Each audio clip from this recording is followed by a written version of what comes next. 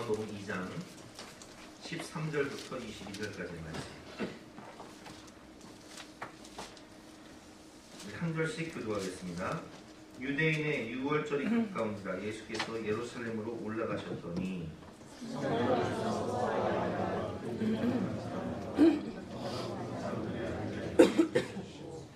노끈으로 채찍을 만드사 양이나 소를 다 성전에서 내쫓으시고 돈 바꾸는 사람들의 돈을 쏟으시며 상을 엎으시고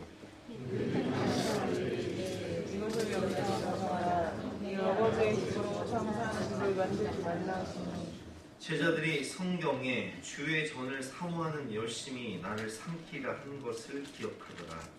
이에 유대인들이 일어나여 예수께 말하기를 내가 이런 일을 행하니 무슨 소속을 우리에게 이르게 되느냐.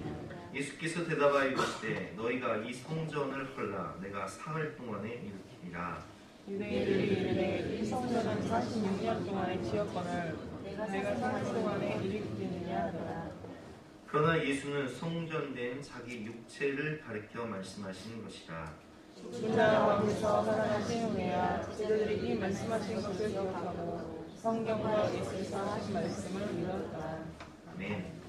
이 성전을 헐라 내가 사흘 동안 일으키리라 라는 제목으로 본 말씀에 대해서 함께 은혜를 나누겠습니다. 사랑하면 보고 싶습니다. 보고 있어도 보고 싶은 것, 계속 보고 싶은 것. 우리 누나가 결혼을 해서 첫 손주를 낳았어요. 예준이를 낳았는데 예준이가 태어나니까요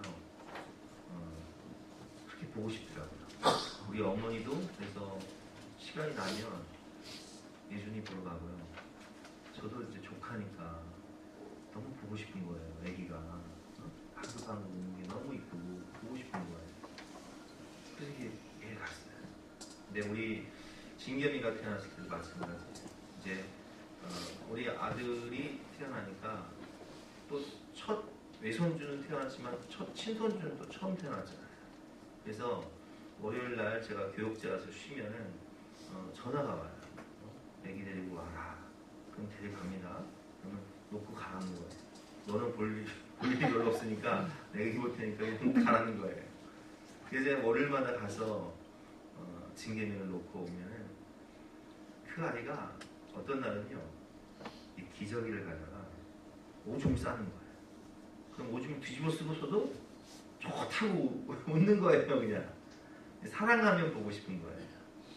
우리가 자녀를 낳고 돌사진이나 배기 사진을 찍으면 옛날에는 그 사진을요 열쇠고리에 이렇게 만들어서 아이 사진을 줘요. 그럼 그거를 막 가지고 다니면서 어디 지방을 가거나 세미나를 가고 보는 거예요. 요즘은 스마트폰이 다 있으니까 동영상도 찍고 사진도 찍으니까 어디 지방을 가거나 멀리 가면 아이들 영상을 보는 거예요. 또 전화를 해도 영상 통화하는. 왜 그래요? 사랑하니까. 보고 있어도 보고 싶은 거예요. 매일매일 순간순간 보고 싶은 거예요. 하나님도 우리를 사랑하셔서 우리를 만나고 싶어 하세요. 우리를 보고 싶어 하세요. 우리를 안아주고 싶어 하시는 거예요. 그런데 거룩하신 하나님이 죄인된 인간을 만날 수 있는 방법이 있어야죠. 제가 가끔씩 중환자실에 신방을 갈 때가 있어요. 중환자실은 면회를 들어갈 수 있는 사람이 제한되어 있어요. 근데 목사기 때문에 제가 들어가는데 면회를 갈 수 있는 시간도 제한되어 있고 면회도 짧게 해야 돼요. 그러면 거기 들어갈 때는요 마스크를 쓰고 가운을 입고 손을 소독하고 들어가서 잠깐 기도해주고 나오는 거예요. 왜 그래요? 면역력이 약한 겁니다. 오염되면 질병에 오염이 되면 치명적일 수 있죠. 거룩하신 하나님 앞에 우리가 나아갈 때 죄인된 인간이 나갈 수 있는 길을 하나님께서 친히 알려주시고자 우리를 창조하시고 우리를 구원하신 하나님께서는 출애굽기를 통해서 성막을 지어라. 거기서 내가 너를 만나리라. 그런데 만날 때에도 반드시 피해 제사를 통해 동물을 잡아 소나 양이나 비둘기를 잡아서 그 피를 제사에 그걸 다 불태워서 너희 죄를 싹 받고 떡상에서 떡을 먹고 성령의 조명 가운데 시성소 안으로 대제사장만 1년에 한 번씩 들어와라. 거기서 내가 너에게 응답하리라. 이렇게 말씀하시며 성막을 지어라. 출애굽기 후반부를 보면요, 성막에 대한 설계, 그것을 어떻게 지었는지, 그리고 어떻게 완성했는지, 거기서 하나님의 임재와 하나님의 영광을 체험하는 거예요. 거기서 불기둥이 솟아오르고, 그 성막을 중심으로 이스라엘 백성들은 모여서 함께 예배하고, 함께 주님을 찬양하고, 함께 기도하면서 성막을 중심으로 12지파가 진대치를 하면서 주님을 만나는 거예요. 주님의 음성을 듣는 거예요. 하나님의 영광을 보는 거예요. 이렇게 성막을 짓고 살던 이스라엘 백성들이 가나안 땅을 점령하고 또 사울왕 다윗왕을 세우면서 하나님을 정말 사랑했던 다윗은요, 이 장막 안에 법궤가 있는 여호와의 장막 안에 가서 하루 종일 찬양하는 거예요. 그는 어렸을 때 목동일 때부터 양을 치면서도 하프를 타면서 하나님의 영광을 찬양하고, 여호와는 나의 목자시니 내가 부족함이 없습니다 찬양하던 그런 신앙 인물이었는데, 왕이 되어서, 목동이었던 내가 하나님의 은혜로 왕이 되어서 하나님이 주신 이 은혜와 축복을 생각할 때 너무 감사해서, 주님 너무 사랑해서 그냥 아침에 눈만 뜨면 주님 성막으로 달려가는 거예요. 거기서 찬양하고, 해가 지면 돌아오는 거예요. 춤추고 찬양하고 기뻐하고 데이트하는 거예요. 주님 너무 좋아. 우리가 다윗과 같은 때가 있잖아요. 내가 주를 처음 만났을 때 그냥 눈을 감고 아버지만 불러도 눈물이 나고, 교회에 나가는 것이 너무 좋아요. 교회에서 집으로 올 때는 아까 임생 간증했지만 집에 가기가 싫어요. 너무 아쉬워. 월요일이 너무 싫은 거예요.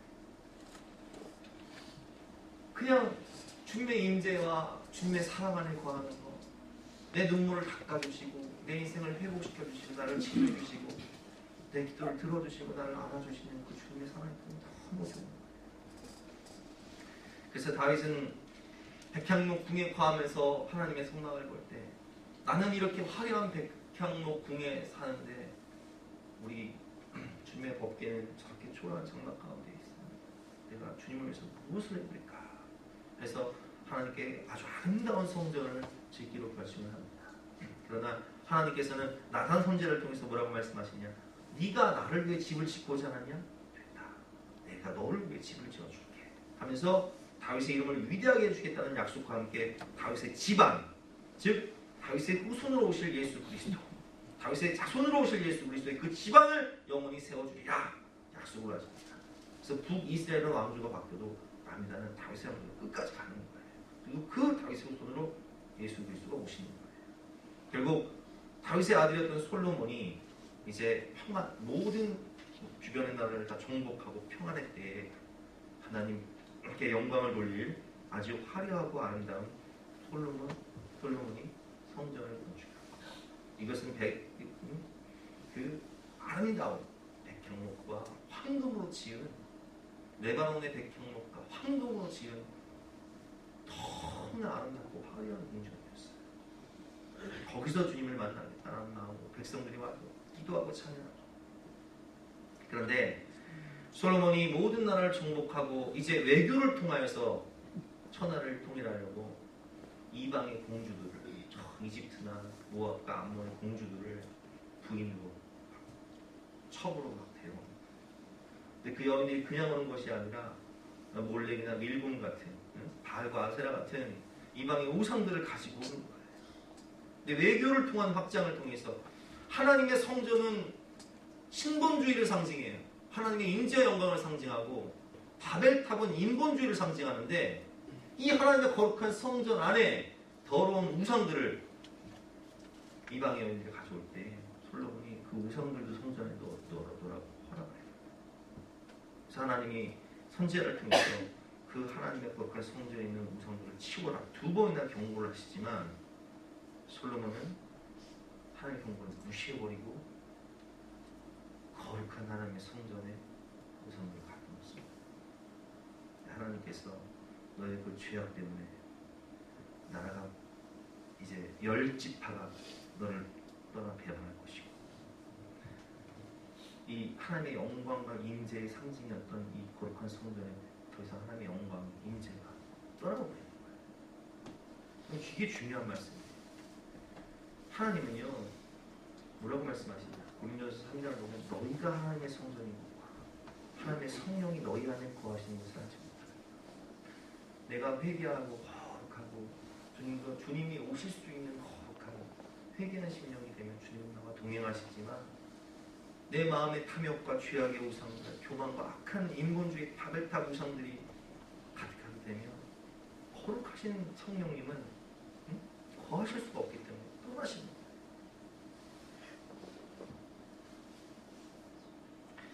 예수님이 당시의 성전도 마찬가지였어요.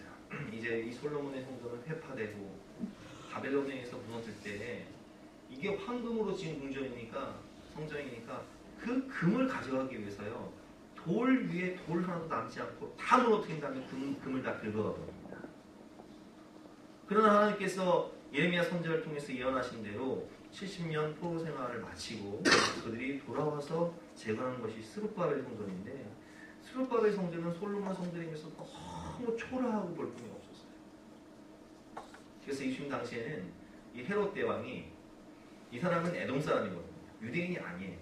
로마의 이제 아부에서 유대를 다스리는 그런 분봉왕이 되긴 했지만 유대인이 아니다 보니까 유대인들의 환심을 사기 위해서 무려 46년 동안이나 이 헤롯 대성전을 증축하기 시작합니다.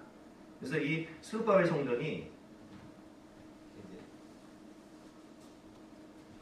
스룹바벨 성전이 솔로몬 성전에서 너무 초라하다 보니까 헤롯은 아주 46년 동안 이 건축 설계 대가거든요.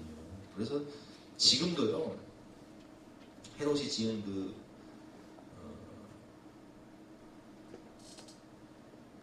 건축물들은요 지금까지 나와 있는데, 마사다 요새 같은 경우는 산 꼭대기 위에 막 궁전을 3층으로 지어놨는데 얼마나 잘 지어놨는지, 거기서 유대인들이 예루살렘 멸망할 때요 1000명이 도망가서 3년을 버텨요.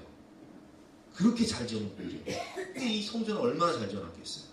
근데 이 성전을 보면요, 그냥 성전의 역할만 하는 것이 아니라 여기에 지금으로 말하면 국회의사당격인 사내들인 공유원 건물이 있고요, 여기에 안나스와 가야바 대제사장 가문에서 운영하는 상점이 있고요, 여기에 로마 군단이 주둔하는 안토니의 로세가 있단 말이에요. 왜 그러냐? 로마가 이 유대인들이 성전을 중심으로 모든 예배를 드리고 문화가 형성되고 모이다 보니까 이 유대인들이 혹시 반란을 꾸미지는 않을까 해서 로마의 군단이 거기 주둔하는 거예요. 그리고 대제사장의 옷을요, 대제사장이 1년에 한 번 속죄일날 입는 이 옷을 로마 군단에서 딱 압수를 해가요. 그날만 주는 거예요. 그러니까 이 사독계열의 사두개인 이 대제사장 가문에서는 친로마 정권이 돼서, 그때 뭐 부활도 믿지 않으니까 친로마 정권이 돼서 로마 결탁을 해가지고 부활도 없다, 그래서 우리 로마를 잘 섬겨야 된다 하면서 결탁을 해서 이 예루살렘 상점의 운영권을 독점을 하는 거예요. 그럼 이 사람들이 어떻게 독점을 하냐? 사람들이 예배를 드리러 오면 그거 부정한 건 안 돼, 흠 있는 건 안 돼 하면서 그거 안 돼, 여기서 사야 돼. 그래서 폭리를 취하는 거예요. 4배, 10배 이렇게 받는 거예요. 그래서 그 이익을 독점하는 거예요. 로마의 아부한테 막 뇌물을 주는 거예요. 이 성전이요, 오늘 예수님께서 오늘 본문 말씀을 보면 어떻게 하세요?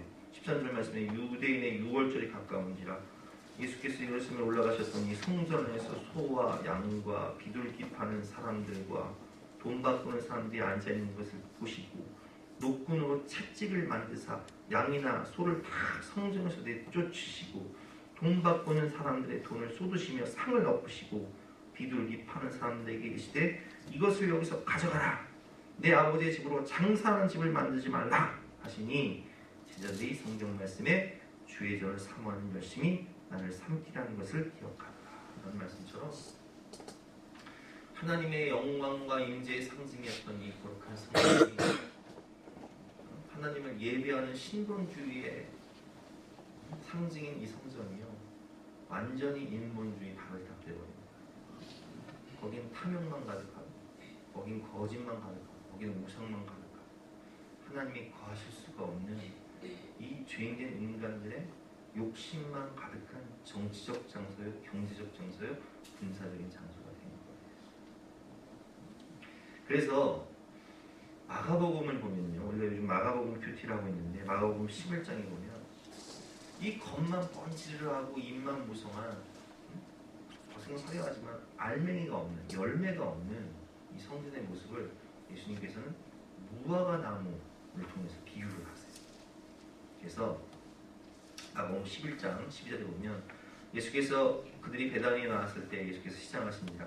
멀리서 잎사귀가 있는 한 무화과 나무를 보시고 꼭 그 나무에 무엇이 있을까요? 가셨더니 가서 보신즉 잎사귀 외에 아무것도 없더라. 이는 무화과의 때가 아니니라 라는 말씀처럼 무화과 나무가 잎만 무성하고 열매가 없는 것은 아직 무화과 열매가 익을 때가 아니었어요. 그런데 이 무화과 나무를 저주하시고 이 무화과 나무 죽이신 것은 왜 그러냐? 네 모습이 꼭 저 헤롯 대성적 같구나. 46년 동안 재건해서 의리의리한 어마어마한 그런 규모를 자랑하고 화려하지만 전혀 열매가 없는, 전혀 성령의 역사도, 전혀 주님을 향한 뜨거운 사랑도 없는 그 모습이 무화과 나무 같구나. 그래서 그걸 저주해 놓았어요. 죽습니다. 15절 말씀, 그들이 예루살렘에 들어가시니라. 예수께서 성전에 들어가서 성전에서 매매하는 자들을 내쫓으시며 돈 받고 온 자들의 상과 비둘기 파는 자들의 의자를 불러 엎으시며 아무나 물건을 가지고 성전 안으로 지나님을 허락하지 아니하시고 이에 가르쳐 이르시되 기록된 바 내 집은 만민이 기도하는 집이라 칭함을 받으리라 하지 아니하느냐. 너희는 강도의 소굴을 만들었도다 하시네. 라는 말씀처럼 강도의 소굴이 된 성전, 하나님의 임재와 영광을 잃어버리고 인간의 탐욕만 가득한 이 성전을 오늘 주님께서 뭐라고 말씀하시냐? 이 성전을 헐어버려라. 내가 사흘 만에 다시 일으키리라. 이렇게 말씀하십니다. 여러분, 하나님의 성전은요, 이 예루살렘의 성전 자리는 어떤 곳이냐면 창세기 22장에 보면 하나님께서 아브라함에게 이렇게 말씀하십니다. 너는 너의 독자, 네가 100세에 낳은 그 아들, 네 생명보다 더 귀한 이 아들을 가서 모리아산에 가서 번제로 바쳐라. 아브라함은 내 생명보다 귀한 아들을요, 내가 없는 것을 있게 하신 하나님이 내가 이 아들을 죽여도 다시 살려줄 것을 믿는 믿음을 가지고 모리아산에 가서 바쳐요. 칼을 빼서 이 아들을 번제로 바치기 위해서 칼을 탁 드는 순간 하나님이 아브라함아, 네 아들 이삭에 손대지 마라. 내가 내 독자 아들도 이삭도 아끼지 아니하고 나를 더 사랑하는 그 마음을 내가 보았다. 그 모리아산 거거든요. 바로 예루살렘 성전 자리에. 왜 거기다 세우셨냐? 가장 귀한 것을 바친 아브라함의 마음, 아니 정확히 말하면 그 독자를 죽이신 하나님의 마음. 하나님은 독생자를 우리에게 주시잖아요. 그렇죠? 아들에게, 아브라함에게는 이삭을 바치하고만 했지 받으시지 않으셨어요. 그러나 하나님은 예수님을 정말 십자가에서 죽으셨어요. 누굴 사랑하셔서? 우리 사랑하셔서. 가장 소중한 것을 주신 하나님 사랑, 가장 소중한 아들을 바친 아브라함의 믿음, 거기에 성전이 세워진 거예요. 근데 그 정신을 잃어버렸어. 그 마음을 잃어버렸어. 오직 탐욕과 교만과 인간의 세상적인 죄악만 가득한 이 예루살렘 성전, 정치판이 되고 경제판이 되고 군사판이 되고 이 예루살렘 성전을 보시면서 예수께서는 뭐라고 말씀하시냐? 이 성전을 헐라. 내가 사흘 만에 다시 일으키리라. 이렇게 말씀하시는 거예요. 여러분, 결국 이 성전은요, 지금 예루살렘에 가보면요, 이 성전은 완전히 흔적도 없이 사라지고요. 이 자리에 이슬람의 3대 성지인 황금 모스크가 세워졌어요. 주님 말씀하신 대로 돌 위에 돌 한 감 흔적조차 없어요. 통곡의 벽 이외에는 아예 흔적조차 없어요. 어떻게 세상에 그 거룩한 성전, 이 황금 모스크 밑에 가면요, 아브라함이 이삭을 바쳤던 그 바위가 그대로 있어요. 성지순례 영상 보시면 아실 수 있습니다. 무너질 성전이 있습니다. 뭔지 아세요? 나 자신이. 우리는 예수님을 처음 만났을 때 아브라함이 이삭을 바친 마음, 예수님이 십자가에서 독생자를 우리 위해 내주신 그 마음, 그 사랑을 받았고요. 우리는 처음 주님 전에 나왔을 때 다윗처럼 예배했어요. 감격하고 눈물 흘리고 기뻐하고. 그런데 세월이 지나서 우리의 마음은 어느 순간 우리가 아까 보았던 헤롯 대성전처럼 웅장하고 화려한 신앙 경력과 직분과 간증과 뭐 보이는 이런 화려한 겉모습은 있지만 우리 속마음은 어떠냐 말이에요. 온갖 인본주의, 온갖 세상것, 온갖 탐욕, 온갖 교만, 온갖 죄악으로 가득해서 강도의 소복되어버린 내 마음, 내 인생, 내 육체. 저는 오늘 이 말씀을 묵상하면서 너무 회개가 되는 거예요. 내가 주를 처음 만났을 때 외롭고 쓸쓸한 모습, 주님 이름만 불러도 눈물이 나서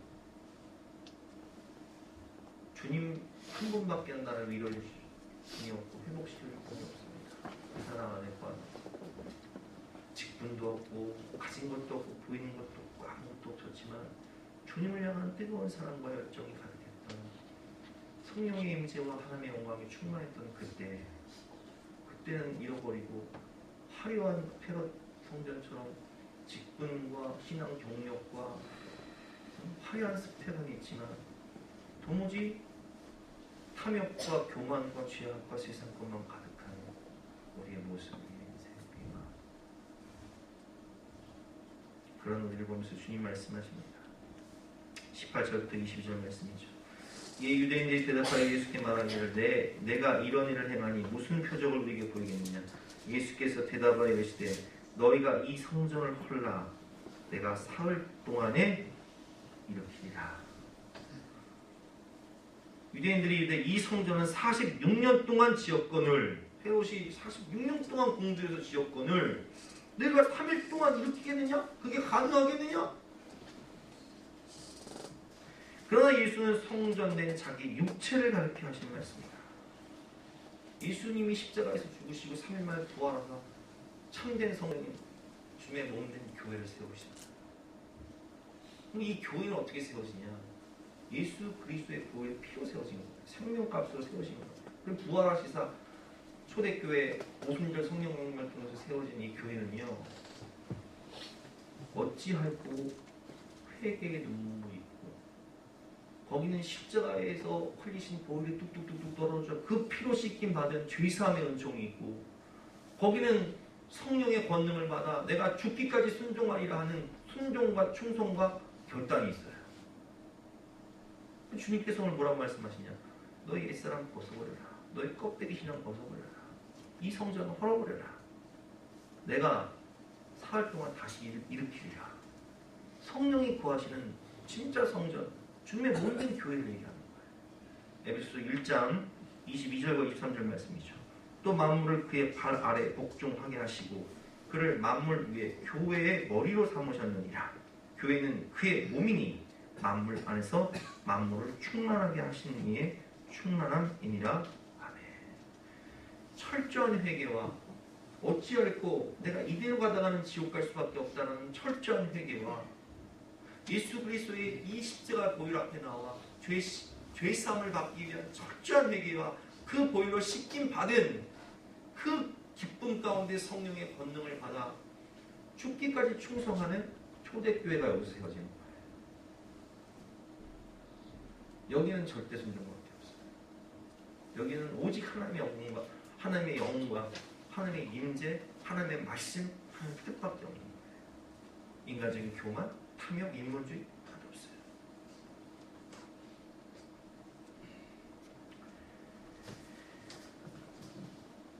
성지순례 영상을 보면요, 베들레헴, 예루살렘, 갈릴리, 그리고 로마,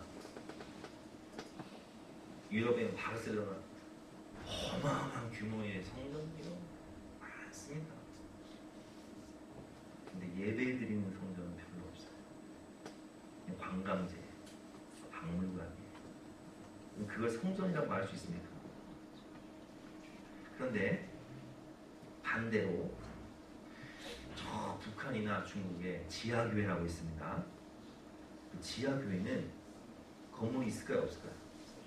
없어요.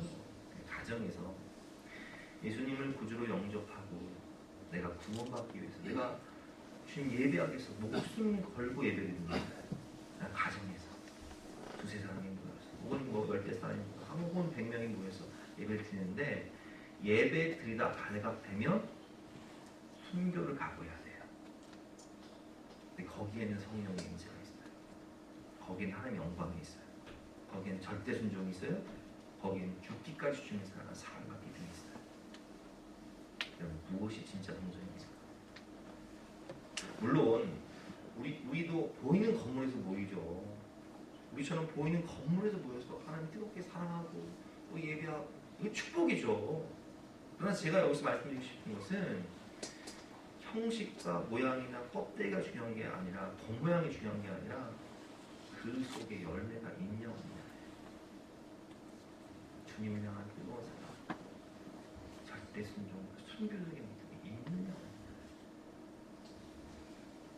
내 모습은 어떤 모습입니까? 무너질 성전입니까? 아니면 세워진 성전입니까? 주님 말씀하십니다. 십자가에서 다시 죽어져라. 회개하고 죽어져라. 성령받아 다시 태어나라. 더 이상 육체의 소욕 따라 탐욕과 교만이 가득한 인본주의적 바벨탑을 쌓는 성전이 아니라 하나님이 쓰실 수 있는 정말 하나님을 예배하고 하나님의 임재와 영광과 기도의 응답과 절대 순종이 가득한 초대교회와 같이 주님의 피값으로 세워진 진짜 교회가 되어라 말씀하시는 거예요. 여러분, 우리 이 자리에서 가식 떨지 맙시다. 거짓말하지 마세요.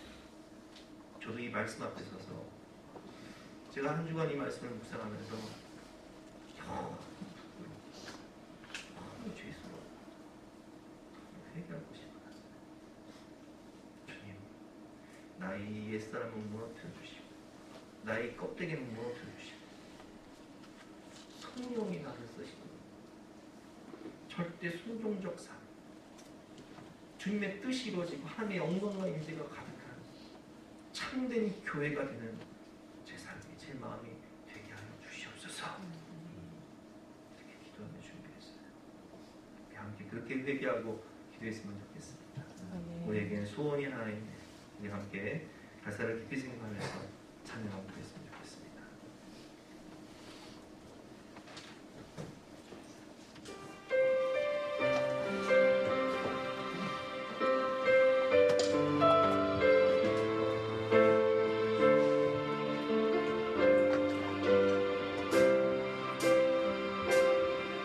우리에게 소원이 하나 있네. 주님 다시 오실 그날까지 우리 가슴에 새긴 주의 십자가 사랑 나의 교회를 사랑케 하네.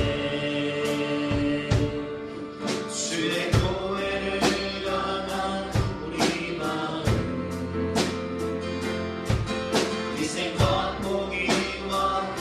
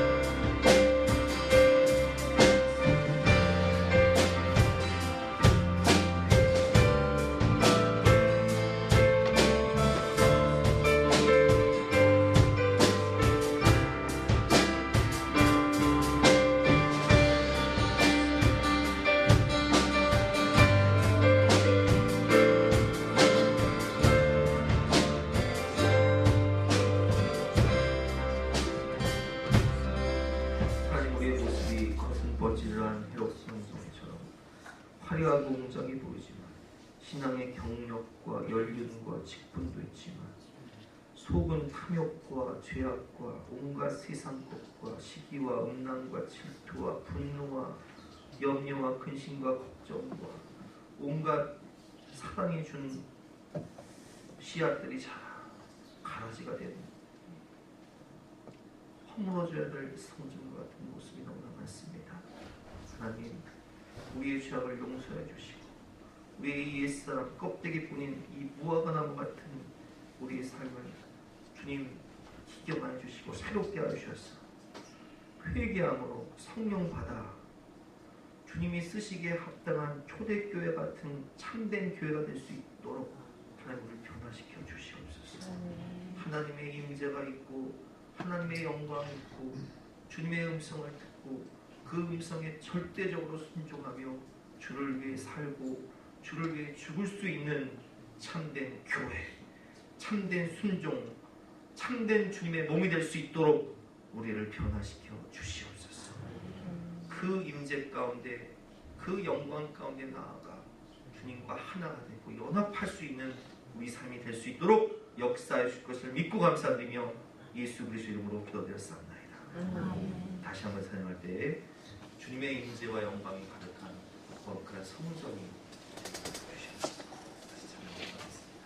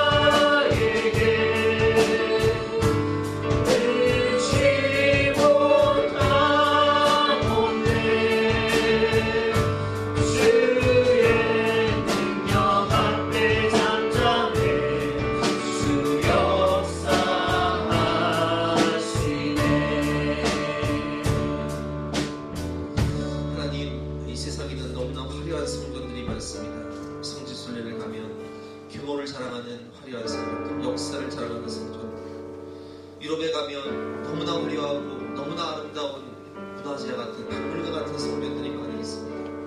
그러나 참된 성전은 오늘도 예수님 때문에 목숨 걸고 예배하는 북한의 지하교회, 중국의 지하교회, 또 오늘 이곳에서 예배하는 주님을 사랑하는 마음으로 주님을 위해 살고 주님을 위해 죽겠다는 마음으로 예배하는 성령이 계신 그곳이 바로 참된 성전임을 고백합니다.